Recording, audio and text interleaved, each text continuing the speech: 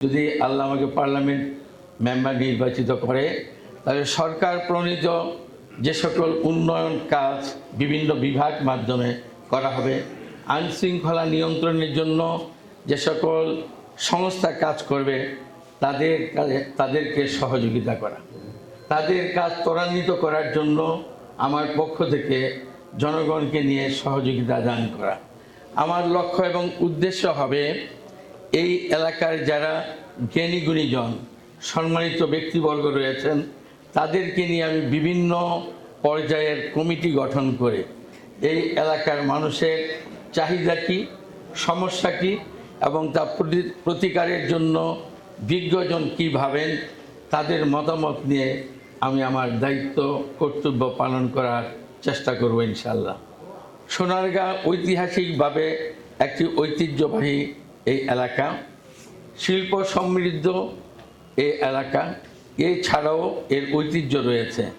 আমি এর ঐতিহ্যকে আরও বৃদ্ধি করার জন্য কার্যকর ভূমিকা পালন করব ইনশাআল্লাহ। পরিকল্পনা নিয়ে তা বাস্তবায়ন করার জন্য জনগণের মতামত নিয়ে বিজ্ঞজনের পরামর্শ নিয়ে কাজ করব ইনশাআল্লাহ। প্রত্যেকটা ক্ষেত্রে আমি ন্যায় ভিত্তিক বিচার, ন্যায় পরায়ণতা নিয়ে এলাকার জনগণের চাহিদা পূরণ করার জন্য সচেষ্ট থাকব ইনশাআল্লাহ। এলাকার মুরব্বী, এলাকার সম্মানিত ব্যক্তি এবং চরিত্রবান ব্যক্তি, ভালো মানুষ, এদের সম্মান কদর বৃদ্ধি করার জন্য আমি চেষ্টা করব। শিক্ষাক্ষেত্রে শিক্ষকের মান উন্নয়ন, শিক্ষকের মর্যাদা বৃদ্ধি, ছাত্রছাত্রীদের শিক্ষার পরিবেশ, শিক্ষার উন্নয়ন করার জন্য ব্যাপক কর্মসূচি নিয়ে কাজ করব। এই জন্য যে আমি একজন শিক্ষক, এখন আমি শিক্ষকতা করি, অনেকগুলো শিক্ষা প্রতিষ্ঠা করে পরিচালনা করি।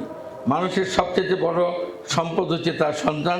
আমার জনগণের সবচেয়ে মূল্যবান সম্পদকে আরও মূল্যবান করে তোলার জন্য আমি সর্বশক্তি বিনিয়োগ করে আমি কাজ করব ইনশাআল্লাহ।